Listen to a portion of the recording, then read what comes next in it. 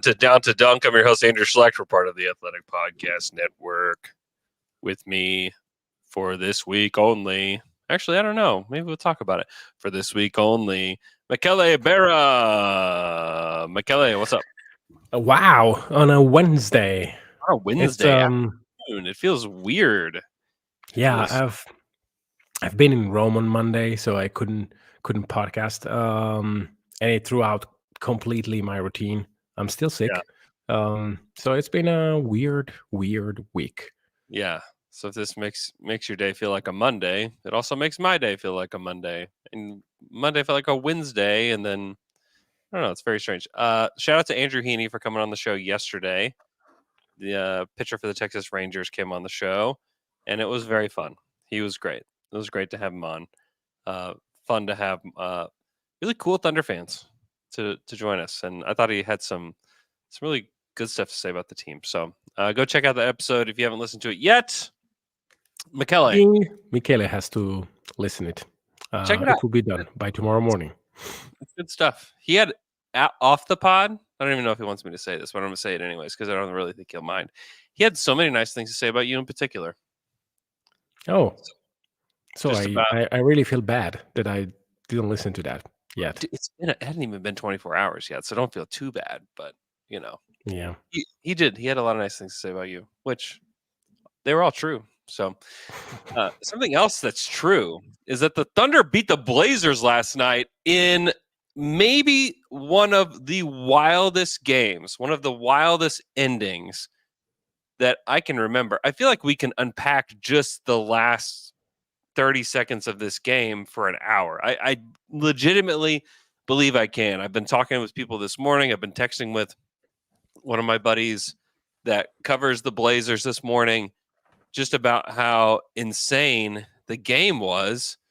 And so maybe if you're living under a rock and haven't seen the ending of this game, it all really starts with Anthony Simon. Well, it kind of starts with the Thunder going cold. You get this like really nice wide open three from J-Dub that he just clanks. Mm-hmm. The really nice pull up mid-range jumper from Shea that he misses. And the game is tied at this point. And you think, okay, like one of those, in most games, one of those goes down. Yeah. They don't go down. Then Anthony Simons hits a much, much more difficult shot than what both Thunder players just took. He is like 3 or 4 feet out from the 3-point line. He's covered by Lou Dort, and he hits this three that is just, I mean, it's gorgeous. I mean, just an absolutely crazy, difficult shot. And you just think, okay, that might be all she wrote. There's 26 seconds left in the game. What's going to happen here? And then J-Dub gets to his mid-range pull-up. Obviously, he's going to the left, which is just the way that he prefers to go. And where he clanked most of the jumpers that he took. Dude, he was having the weirdest game. He had one drive to the hoop where all he had to do was just scoop the ball in. And it was as if someone had magically put like a 25-pound weight in his hand as he was trying to lay the ball up. It was just like, wait, what's happening here? It was just really strange. He had a very strange game until he just came alive. Really, in that moment when he hit the two, which I love the strategy, and Mark talked about it after the game, that you go for two, you put a ton of pressure on the other team to have to score. It's a lot easier to get a two than it is a three in that moment. If they've blown their coverages and you can get an open three, take it. But if not, like, go to the hoop, go get to your sweet spot. And I don't qualify that shot as easy, the one that J-Dub tried. But I kind of screamed at the screen. Screen, whatever. I mean, the app was giving me, like, I don't know. The NBA app was so terrible.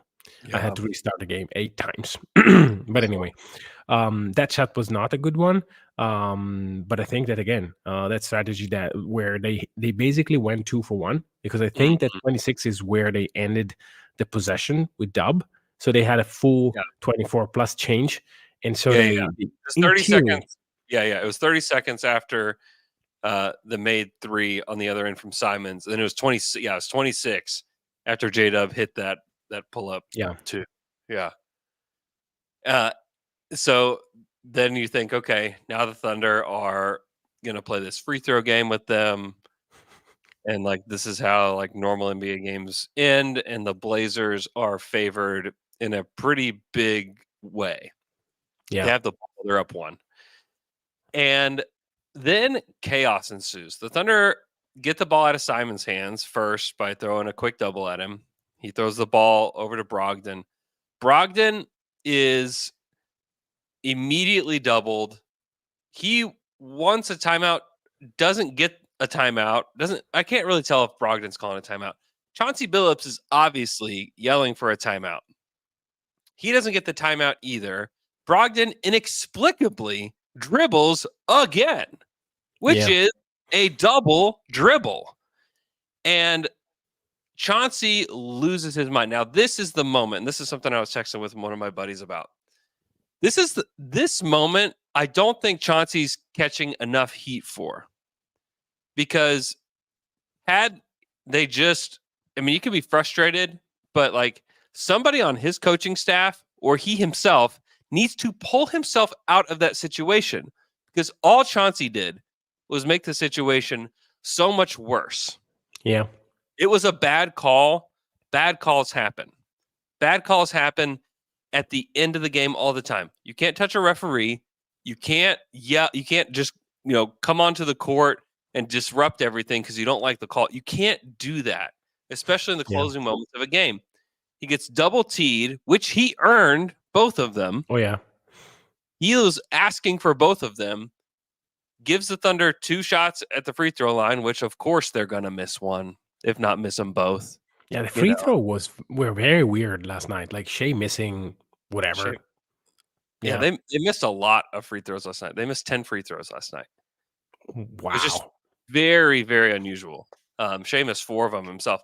But Chauncey Billups, if you want to, you can blame the officials, but I think the Blazers fans need to pull their head out of the sand and blame Chauncey a little bit more, because what he did was inexplicable. That he really helped them lose the game. Chauncey was a huge part of why they lost that game, because he could not keep himself together enough. At least you have, even if you get the bad call, you don't get what you want, you don't get the timeout, you can still defend up one. Yeah. You Exactly. can still defend up one. Instead, they're now defending with the game tied, and they're discombobulated. They don't have their head coach out there. And now it's Scott Brooks drawing up some crunch time stuff, which we know. We love Scotty Brooks. That's not what you want. And Or anyway, maybe it's exactly what you want if you want to really tank. But anyway, yeah, maybe so. maybe Anyways, this is Jason, why he did it. yeah, maybe Maybe so. maybe Ultimate the asking for replaying this game is just a farce to cover the tanking and not getting fined. This is Yeah. this is like next level stuff from Chauncey. Like complaining, whereas like in private is saying, "Oh, nice job! You're almost winning that game." Crazy doing. Like it's I yeah, would who say knows? that if they weren't protesting this game. Yeah, The fact that they're protesting this game is crazy. it's weird. But again, maybe it's all a technique to say, okay, we are really not tanking. We care about every single win we can possibly Sure. get. Sure. Sure. Yeah. Chauncey's not that dude.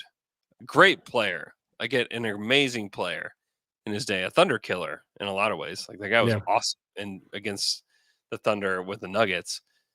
But you cannot do that to your team in the closing moments of a game. You just cannot do it. My guy Matt Ravis from the Sports Animal had this stat where there's been 45 prior protests in league history. Only 6 times has the protest been successful, 13.3% of the time.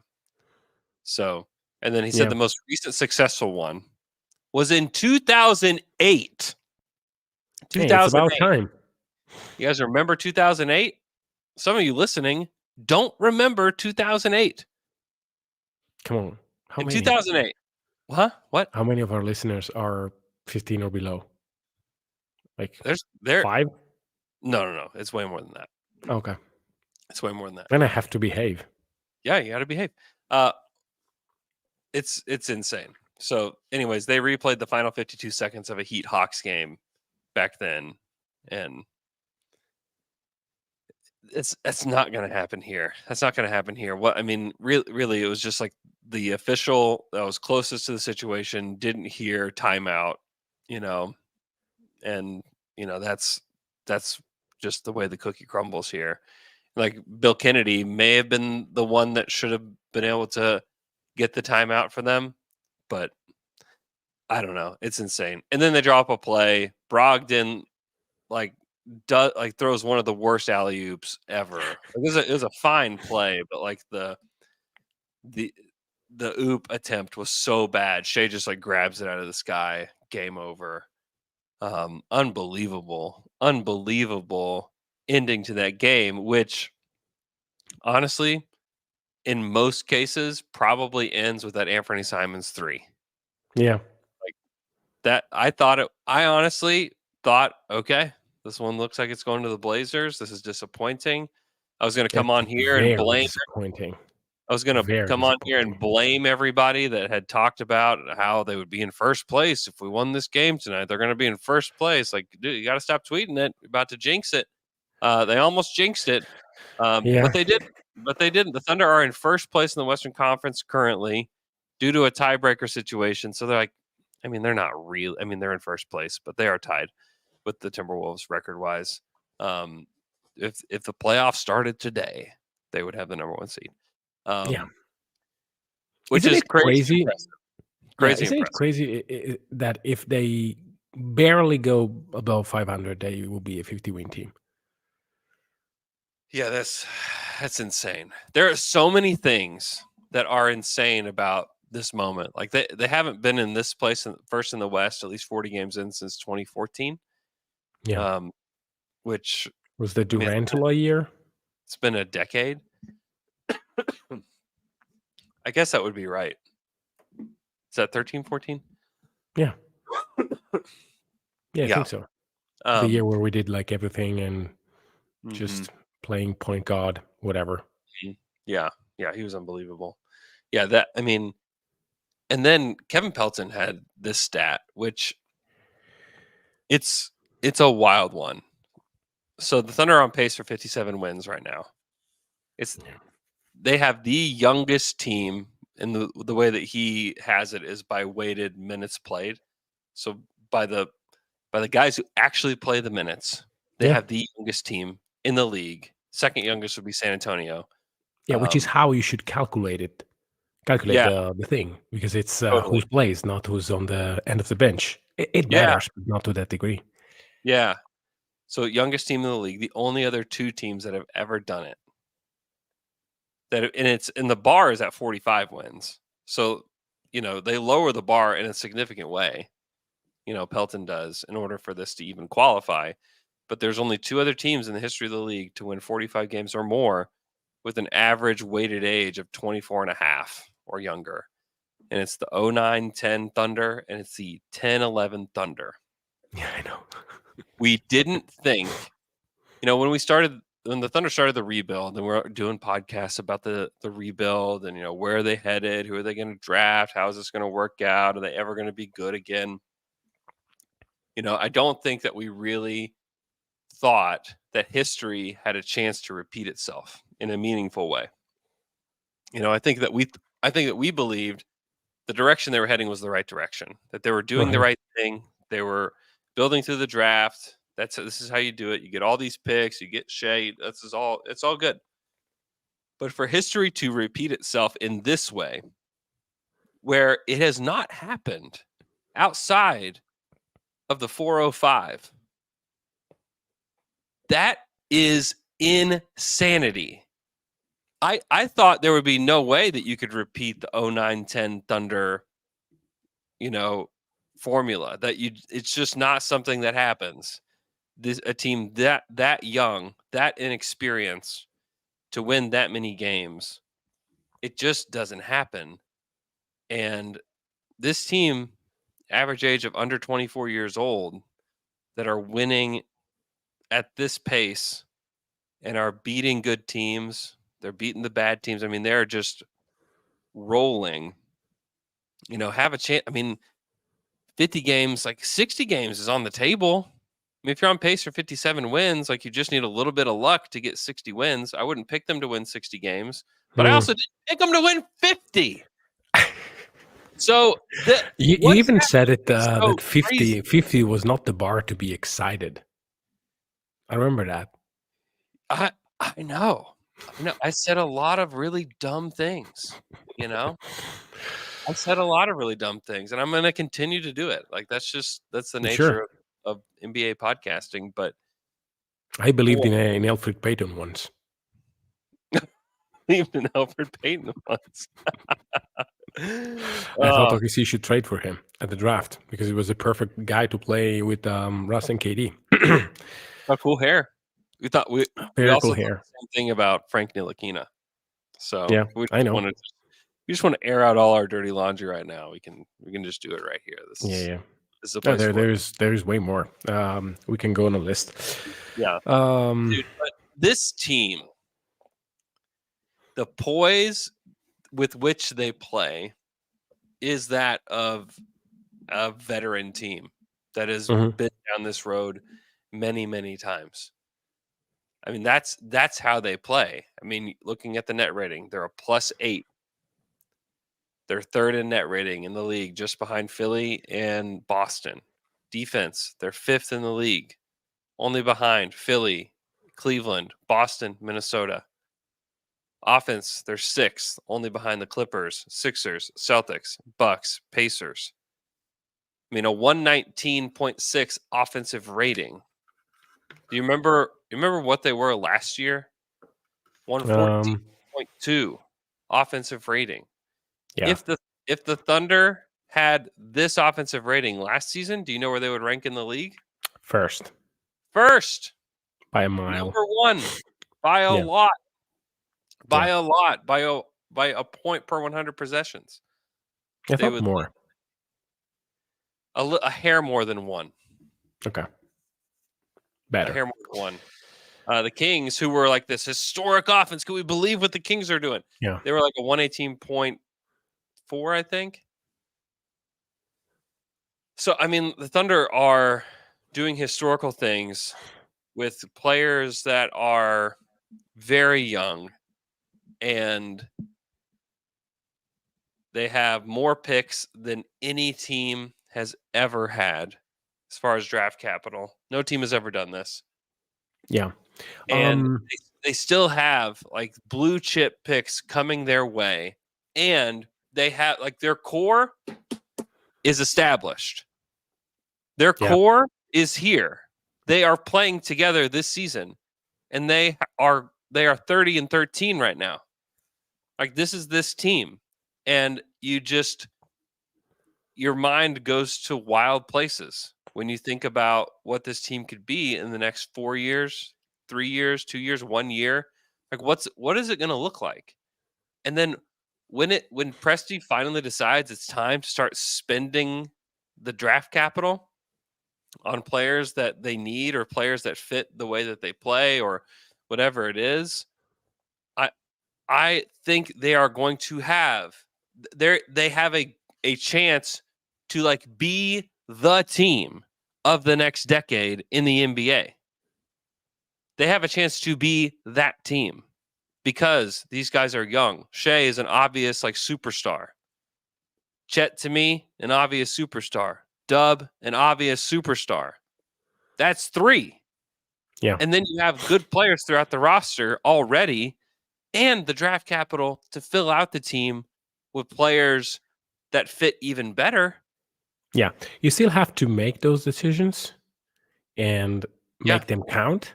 One thing about being young and how to replicate, I think that to replicate what OKC did in the past, I think that the sheer talent that they had back then, it's hard for me to say today the talent OKC has now is better. What they surely have now is a collection of individuals that knows how to do their job to a certain standard. which is why veteran teams are actually successful in the league. And this applies to every single workplace. I mean, there are like the most common thing is that when you have a young guy coming into the office, he would not be able to produce from the beginning.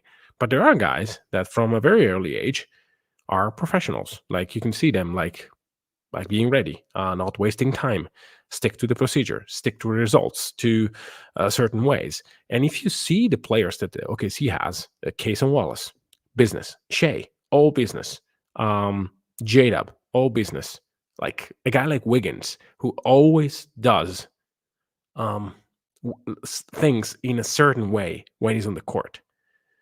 So having a young team clearly is something that at some point OKC will have to face because there are stuff that you need to experience as a team. But the regular season, this is something that these group already experienced as a whole. And then they had a player that is all about being just being about basketball, which is Chet Holmgren. So I think that the way in which you collect players, it's very important. And maybe this is what Presti was thinking when he said we draft people first, and we draft basketball players. Like this is, hey, we need guys that care about basketball and that they are a certain class of people and they do things in a certain way. Because we need to apply certain things in order to make them work at a very early age. And then they have this talent. Again, I don't think that Harden, KD, and Russ are like reached in terms of talent today. Yeah. It would be stupid to say. Yeah, I mean, this team is more than a sum of their parts, though, and that's the difference Yes. between this team and the older Thunder teams, is that they are better together. Where it was debatable if that were true with some of Oh, yeah. those, Russ Durant teams, and it's like no shade at them, but their talent level was just like, I mean, they were mega stars, they were monstars in the league. Yeah. And you look at this team, like these guys are really, really good, but it's the coaching, it's the style of play, it's the way they fit together that is like it's unlocking things within all of them. I mean, just the example last night, Shea being the decoy Yeah. twice down the stretch for J Dub is something that didn't often happen with that first go around of teams. Like they play together, they're defensively, they are sharp when they need to be, and then offensively, they have a style of play that you can replicate, and it generates some of the best looks in the Yeah. league consistently, and that's what makes them so good. Like that's what makes them the best shooting team in the league is that they consistently get great quality threes over and over and Yeah. over. Maybe yesterday's game was not the best example of that. I think that they settled a lot for Yesterday's like game was not an example of hardly anything we're saying today, except for maybe the last 30 seconds. yeah. It was a rough one. Except maybe the first quarter, the offense was humming, and Yeah. then it felt like, bless you, it felt like they Thank you. let go of the rope a little bit, and I was a little nervous about this one heading into it because one, that the Blazers are coming in feeling pretty disrespected, and Yeah. it wasn't that long ago that this happened, and then the Thunder are coming in like, all right, whatever. We're beating We'll great eventually get teams. hold of this one. We'll beat this team. Don't worry. And I mean, credit to them, they did. And the shout out to Yeah. Chauncey Billups for handing the game over to them on a silver platter. Like, thank you, Chauncey. But I mean, the resilience of this team and everything like carried the day. In the end, because they were very poised. It's a tough circumstance to try to win the game. But it was a weird one. But other than that, like consistently throughout this season, they have a style of play that they replicate that like night to night looks really good. Yeah. It's very, very enjoyable basketball. Like I look forward to watching this team every time they play. I'm excited to watch them tonight. Obviously, you have like the Chet Wimby dynamic, but Yeah. still, like I am I just am excited to watch them. It's just one of the most enjoyable teams to watch, and that's not just even me just being a homer. I have people that cover the league, at large that talk about this team to me like, man, I love watching the Thunder. I love watching these guys. These guys are incredible. Yeah. It's a league wide thing where the Thunder are slowly grabbing the attention of everybody. And again, I think they have a chance to be like the team of the next like 5 to 7 years or whatever it is. Yeah, they have to nail a lot of moves. But yeah, and I mean, I think that I was listening to I watched the old possessions because of the issues, aforementioned issues about the NBA app, and my day having just an hour and a half for watching games, and if it's not in that half an hour and a half, it's going to be never. And I was listening to Cage. He said, "Well, I always say this, but the first home game after a very difficult road stretch, it's kind of a road game as well because you're not settled into your routine when you're home. You're discombobulated because you're back, but you kind of feel um, the fact that you have been out, so all the rhythm is not there. And it Mhm, looked like after the beginning, where you kind of settle into the game, and say, "Okay, we have it, we're playing well," and suddenly between the last, I think, 2 minutes of the first quarter, and especially at the beginning of the second, you get a punch in the mouth, like trees that should not be going in at that rate. I mean, Scoot Anderson and Tyrell hitting shots, some wide open, some less open. Yeah, you take this punch and say, "Oh, where am I?" Like it's and sometimes you just go down because you didn't expect it. mhm, Um, it was not the case mainly because of Chauncey, but still the fact that they always come back to, okay, we are not rolling over. This is bad. We're playing bad. We are probably still playing bad, but let's try to improve now.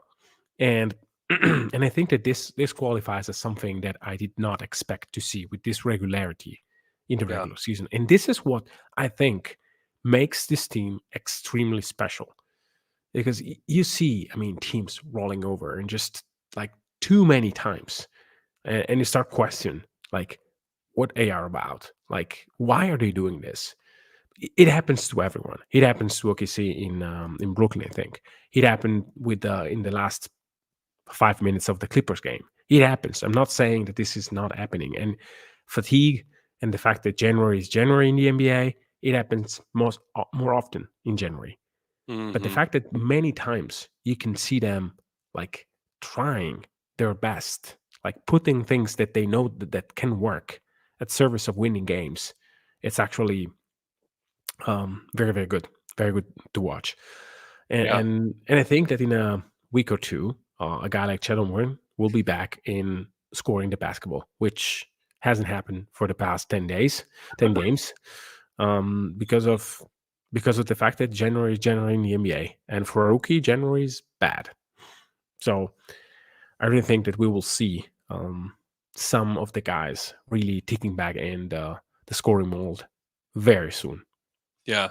I mean, even looking at, I mean, in January, which has been a really rough schedule so far. They're playing their second night of a back to back tonight on the road, but they've already played 1, 2, 3 back to backs. They played 12 games. They're 8-4. They're seventh in net rating in the month of January. Yeah. They're still, a really good team. Sixth in offense. I think their defense is what has struggled the most this month. They're 13th in defense, but Wow, still, that's bad. still a +6 in Yeah. net rating this month. Um, they've been good enough, and then they've got 5 games left: San Antonio, New Orleans, Detroit, all on the road, and then they finish up with just like two big time tests. It kind of stinks that they play Minnesota second night of a back to back this coming Monday, but that, and then they have Denver on the Wednesday of next week, a week from today, Yeah. and that's when they finish up the month of January. So if they could go 3-2 in that stretch, would be pretty great. It could be 2-3. Um, Mhm. like that. Those to me are like the most likely outcomes there. An outlier could definitely happen. And I thought an outlier was going to happen on the previous road trip where they played LA, Utah, Minnesota, where it was like, holy smokes, like they go in 4, like that could definitely happen. To Yeah. split that road trip is about as good as you can hope. Thinking about how good these teams are playing that they just played. I mean, Utah has a better net rating than Thunder did in the month of January. Yeah. You know, This was the hottest team a together much with the better Clippers. rating. So or no, much better offensive rating. Sorry, slightly worse defensive rating, but they've been impressive. And then like if you can just like, hey, let's get through these 5 games, get to February where they play Charlotte the 2nd of February. They got Toronto, they have Utah, and then Dallas, Sacramento, Orlando, where it's like, okay, they're going to probably lose one or a couple of those games, whatever. But like you can just get through that schedule into the All-Star break, and now you can breathe a little bit. Like Yeah. you get to breathe some, and then you get to come back and like finish out this schedule. The month of March is also going to be tough, Mhm. but they have really weathered the storm of January well, and can use it as a blueprint for what March can look like, because they're one. I guess there's only 2 back-to-backs in the month Mhm. of March. It's not quite as bad as January, but it's pretty jam-packed. Um, but man, I still am just astounded that this team is as good as they are, and I know that pretty much everybody is. And you ask the Thunder about it. These press conferences, like any of the players or coaches, and we didn't have any expectations coming into this season. We didn't, and maybe that's genuine, but like part of me that's like, come on, man, like you didn't really. I mean, there's no way you thought like this was on the table, like this being this good. No, this good, I Like, don't think so. I I mean, think that they I thought 52 was like a like top outcome. I even thought 50, even 50 was a top outcome saying, okay, they will win 50 games. that's Wow. 10 Which more games. 10 more games than they won last year. yeah, this is You know? already like we should be careful because this is still in place. Like they could still wind up in winning 49 games because stuff. Um they can There's go some into a pretty rough bad stretch. stuff from Kelly. Yeah, I don't well, we have to say it. I think that there is still like you have to win 50 games. You have to win 20 more games to reach that mark, which is not easy. I know that it's not impossible, and if they play like they did, if they go back and shooting the way they did, they will probably do it. Most likely do it. Mhm. Um, I want to see them winning Yeah. 20 games over the next 25, 26, not 30, and then we'll talk. Yeah. Um, it's again they need to find, I think, again, Chet. They need to find again a way to involve a little bit more Case and Was into their offense, because last night the offense was suffering. Yes, because of the fact that they didn't make all the right choices, but also because Chet and Dub are Shea and Dub are taking a huge load of the offense. And I think that Mhm. sharing a little bit more, like trying to refine some of the things that made them special at the beginning of the year, it's actually something that they should do over the next week or so. Mhm. Yeah, man. So the Thunder are in San Antonio. Sure, they're there now. Probably flew after the game. They play Victor Wembanyama and the San Antonio Spurs tonight. Who, let's see, where are the Spurs at this month? It's kind of fun to look at this month by month. They're 15th in net rating and -2. Yeah, not And that bad. yeah, not too bad. 15th in defense, and then 18th in offense. They're fine. You look at them on the season, pretty bad. They're Yeah, a -8.8. They're like on the opposite scale of the Thunder, essentially. yeah, And it, they've gotten better. Yes, they've gotten better. But the Thunder, they need, especially with the way they showed up against the Blazers and nearly lost that game. They need to show up tonight in San Antonio. San Antonio, they lost their last game to Philly, but they did beat Washington the game before. So the Thunder need to show up. Yeah. And they need to beat this team by a whole heck of a lot. Like, what's your heck of a lot? Like 28? Yeah, well, 20 plus. 20 plus. No, it's going to be hard, I think. I just hope that this is not like the Wemby game. Because like if somehow Wemby has a Wemby game against Chet, will not be great for Chet's rookie of the year. Not that I care too much about it. I mean, we do care. Yeah. Yes, we should care. Because it's important that OKC gets accolades. But like it's not the thing that I care the most, of course, Yeah. about this season. I think that What do you OKC care have about to. the season? I gotta know. Well, yeah. Anyway, I just care about the OKC finding their footing back against bad teams. Like plummeting this team will be beneficial to them in Yeah. finding a little bit more of rhythm. And my guess, like Wemby probably remembers the first matchup with the Thunder. And it was bad. They lost by 36 on down to dunk night in OKC. He had 8 points, 14 boards, 2 assists, 2 blocks, 5 turnovers. Not a great showing for Wemby. One of his worst games of the season, honestly. He had a 7.5 board, 5 assist game against the Bulls. Let's see. Is there anything else worse than that? He had a 9.3 rebound, 4 assist game against the Clippers. That's probably his worst game. Yeah, that's probably his worst game. Then OKC, and then this Chicago game. So, Yeah. I mean, and he's on a little streak here where he scored.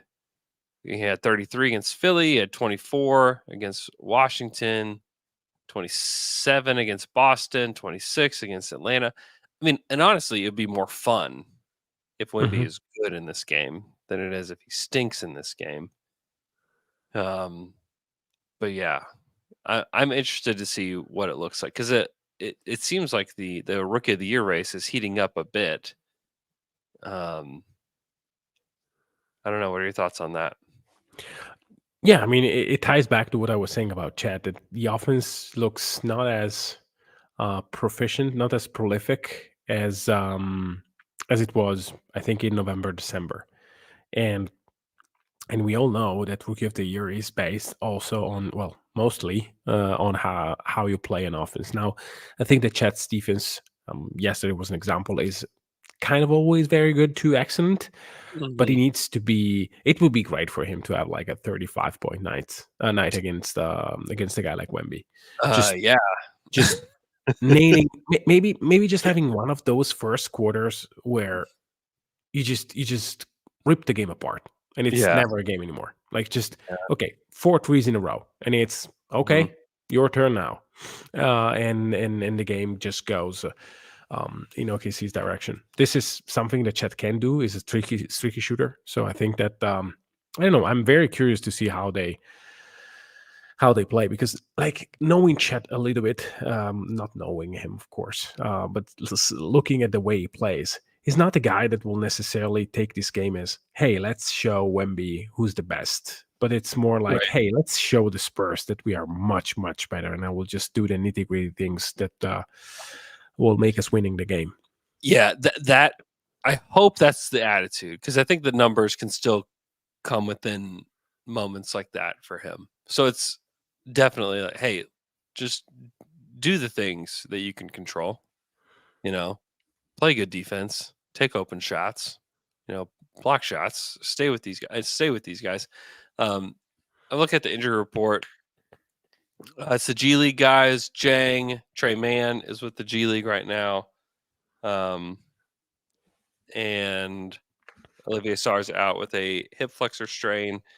and Lindy's with the G League. And then on the San Antonio side, they've got their G League guys out. Dominic Barlow, Mamadi Diakite. Shout out Mamadi Diakite. What a very, very happy, lovely man.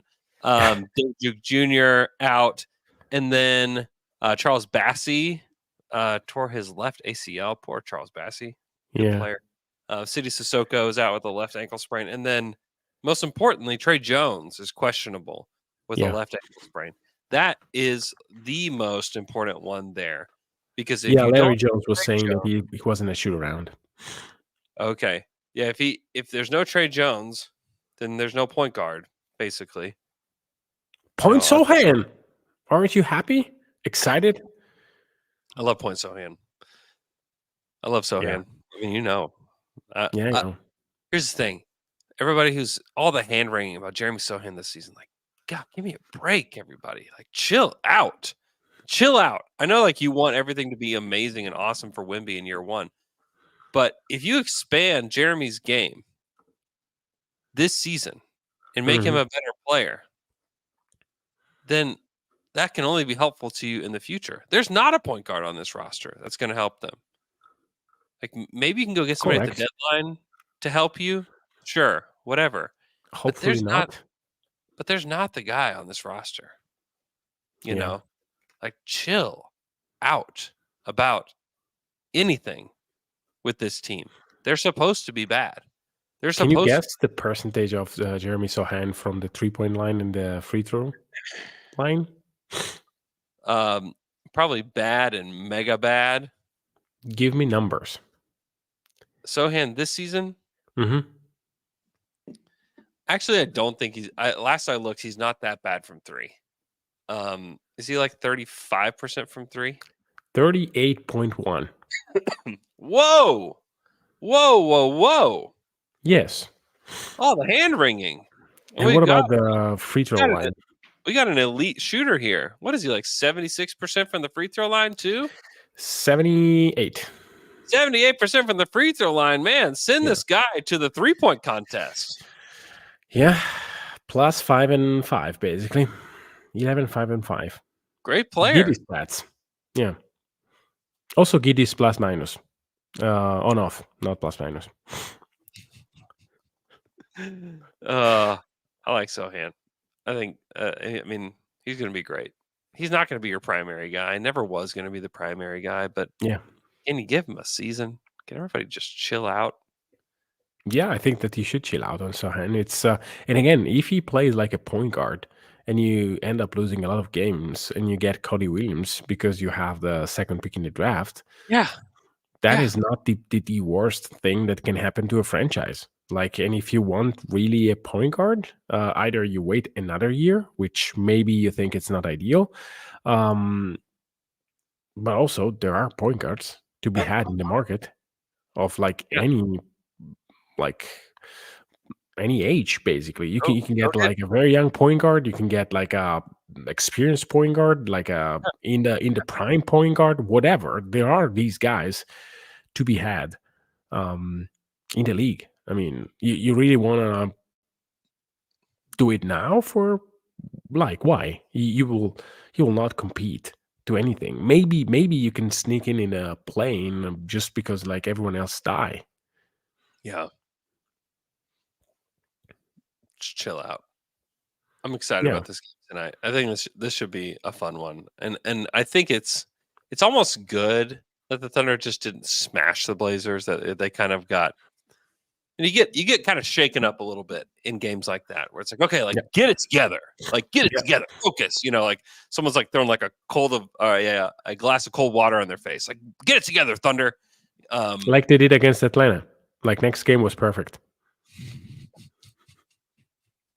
Hey, sorry, I had to say it. Or the Lakers. I had to say it. Listen, I don't think there's been travel troubles here, and they played well against the Clippers. Clippers were just awesome. Yeah. This team has not shown the ceiling of a team like the Clippers. Well, maybe we'll get the Wemby game, and we'll talk about it. I mean, maybe so. Maybe so. Kevin O'Connor from The Ringer put out his big board Mhm. in a mock draft today. Mhm. He does have Cody Williams second on his big board, Rightfully which so. I I swear I didn't know it before saying that San Antonio should draft him with number 2 pick, but go on. yeah. Well, he doesn't have him second in his mock draft. He has him going fifth in his mock draft to the Blazers. Could really use a player like that. I mean, that's great. Let's Yeah. see who he has mocked to OKC. Ron Holland at 12 and Ryan Dunn at 13. Um, Has he ever watched the Thunder play once over the no, I past, like, 2 years? was going to say it's a no for me, dog. No, for both. Yeah, for both. Yeah, it's where does the Kansas guy go in his mock draft? I always forget his name. You talking about McCullough? Yeah, McCullough. Seventh. Yeah, I think that guy is going to be someone that I need to look. He has Reed Shepard fourth. So, oh my gosh, this draft is so bad. I'm like embarrassed. I can't even like look at my computer screen anymore. Yeah, but I'm there are so guys that will eventually pop up. Like Cody Williams to me is very very good. Filipowski, I think that not he's Filipowski. Filipowski is the man. He's going 10th in this mock draft. yeah. And then Let's this try guy McCullough is, to I think try to NBA ready in terms of body, shooting the basketball really well. I really need to look into him. We need to watch Dillingham for yeah. after, well, not Dream Team draft show. I think there is talent here and there. It's just you don't have the main guy. And also McCullough's the same age as Devin Vassell, by the way. yeah, I know he's old. He's old. He's old, all right. He's all right, but he's 6'7". I don't care like him hold if he's 6'7" and shoot the ball like it seems he can. Dude, he's older than Poku. Who cares? He's older than Poku, and Poku is about to finish up his rookie deal. I know. Like in the next iteration of the draft, if you can grab a 24-year-old that like suppose that you don't have anyone that you think has a legit upside to be a contributor over the next 2.5, 3 years. And you have this 24-year-old guy who's clearly old, clearly very professional because of reasons, like Buddy Hill type, where he maybe makes a very deep Final Four run, which now I jinxed it, so it will never happen. And he's just ready to play. I mean, Buddy was kind of ready to play and made a very good career in the league. And he How was old was Buddy when he was drafted, though? Was it he was this old? 1990. Buddy's 1992, and he was drafted in 2015. Yeah, he was like 24.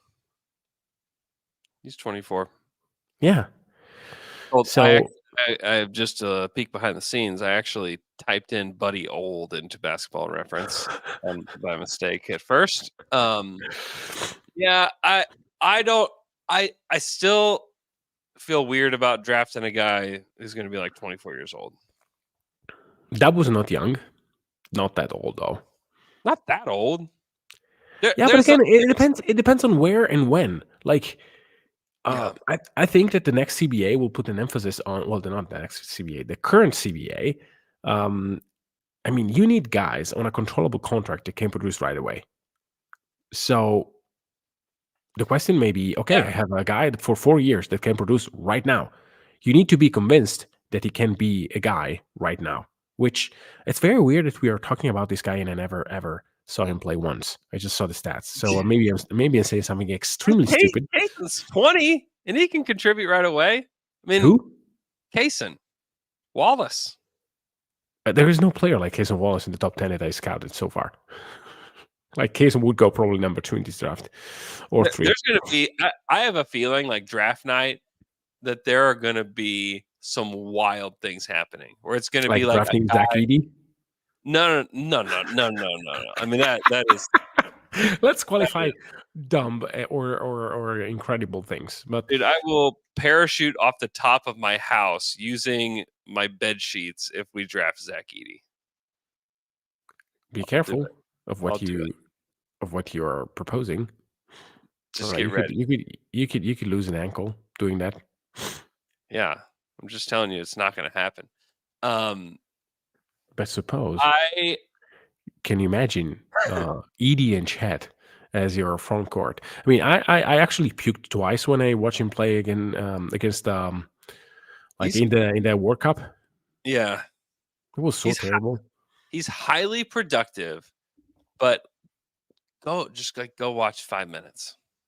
Like and then just tell me, like, do you think this guy can play with the Thunder?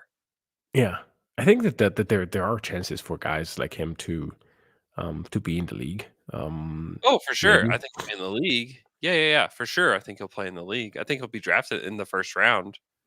You know, but I always like I always think about Luka Garza, like very yeah, talented, extremely yeah, productive. crazy productive. Garza was crazy productive. Garza's in street clothes on the bench for the Timberwolves. Yeah, I mean, like, and that's just how it goes for guys like that he these hasn't days. have the same defense or size that Edie does, so that is a No, bit better. But true, you true. know, I didn't Man, think that Naz Reid could be a player. So what do I know in college about or big just in men general? in general?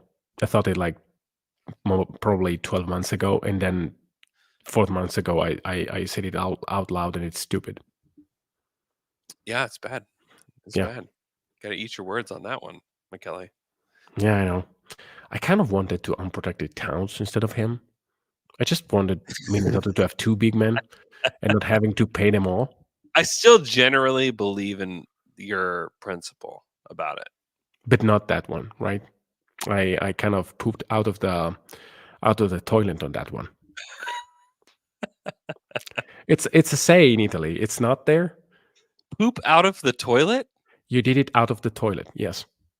Oh, no, I've never said that, but I'm gonna Okay. start saying it tonight. I'm gonna drop one of those on my kids on my way back home from picking them up from school. Really pooped Okay. out of the toilet on that one. Yeah, They're like, meaning like you did something like very off based. yeah, like, what's wrong with you? Exactly. Pooping out of the toilet? What's wrong with you? Um, um, I do like Kyle Filipowski. Just want to reiterate that. Like, he is the kind of, if you want to draft a 7-footer, like, this is the dude, I think. Like, he's not old, which is great. Yeah. Two, he's Not as seven old as feet. McCullough. Yes. We He's get it, very Andrew. s- he's very he's very skilled, good ball handler for a 7-footer. He's got great feel for the game. And he also possesses what I think is also a new Thunder trait that I think that we discovered through the draft and have discovered more through this season is that they Long have hairs? no Sorry. a competitive drive that is like tough to match. And you can see that in Filipowski in the way that he plays. And Casey Wallace, if you look back through that draft class and you're like, who are like the most competitive guys in the class? I think Mhm. you put Kaysen way up there. I think J Dub way up there. I think Giddy way up there. Obviously Shea way up there. Dort way up there. I mean Kenrich. I mean the competitive level of all these. Chet was the most competitive guy in his class. Like they just want to win more than anything else. That is a like Thunder characteristic. And I think that's something that Filipowski possesses as well. And so to me, he's the guy that I'm just like circling in red ink. Like, hey, go get that guy because he can come off the bench, he can shoot it, he can pass, he can dribble, he's big, he can play next to Chet, he can back up Chet. Like that's the kind of guy that I want. He's basically like young Kelly Olynyk and has like a chance to be as good or better than him in the league. So Wow. that's the guy You that want I'm that guy to come off the bench? Why? maybe he ends up starting. Wow. Are you ready to punt on Giddy? I'm sorry. Why are you shifting this conversation over? I'm not ready to have I that don't. conversation yet. You know I I'm not don't. ready to have that I conversation don't. yet. I was trying to. I was trying to make you uncomfortable. Yeah. I mean the truth is like we still need to see how Giddy performs in the playoffs. But at the same time, like we still also know in the back of our heads the way that Presti operates with players that are due an extension. Yeah. It's either they get the extension or they don't, and oftentimes if they don't, he doesn't love to carry that guy into restricted free agency. So it Yeah. isn't So either necessarily it's in either the a trade or an extension, yeah. And so like, and we won't necessarily know this summer because like he still traded a guy like Jeff Green, you know, that during the season before his extension was due. Yeah, same with Baisley, I think. Same with Baisley. Not the same level of guy, of course, but Yeah, he just doesn't like to do it. I mean, the only guy that happened with was Cantor, and he let Cantor get to restricted free agency, and then he ended up signing this massive deal with Portland, and the Thunder ended up because matching. he couldn't, right? He got it after the deadline, at the deadline, so he couldn't really move it before July happened. It was the Yeah. same year. Oh, it was the same. Was it the same year? Yeah, yeah. He played just 6 months, 4 months, and then it Yeah, was extended. I guess that would be right because I'm remembering this now because my coworker Zach Harper. I remember Zach Harper saying, "Hey, why do they even need to bring back Cantor? Um, they already have Mitch McGary." Which was a thought at the It was a moment. thought. It was a thought. He looked like a guy who well, he looked like a guy who did many things, but on the court, sometimes he looked like a guy. I mean, I told you when I completely lost McGarry. It was an argument that he had on Twitter, or X, formerly known as Twitter, about how you should cook filet mignon with I think it was with Darnell Mayberry or Eric Horn. I don't remember. I think it was Darnell. And Yeah. Darnell said, "Yeah, pal, it's a little bit overcooked. It looked like a shoe. It was like terrible." And he said, "No, I like it that way." And I said, "Okay, you are a very, very wrong guy. If you eat filet mignon, it was even not well done. It It's was a red flag. like just just just terrible." And but like I remember that game against Portland where he was just balling. He was a Oh, bowling ball, like just running the floor, playing a little bit like Marcus All, a little bit like Draymond Green. Like he was insane. Um, and I remember that in summer league he was dominant.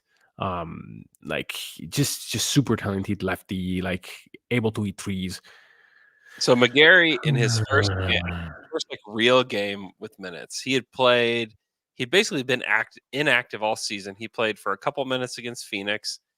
He played for 54 seconds and put up 0 stats against Orlando.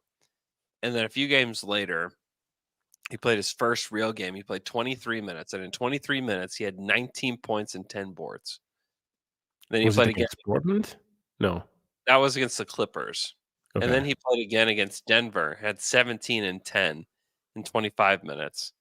Then he had like some okay games here and there. Against Portland, he had 29 and 2. And 29.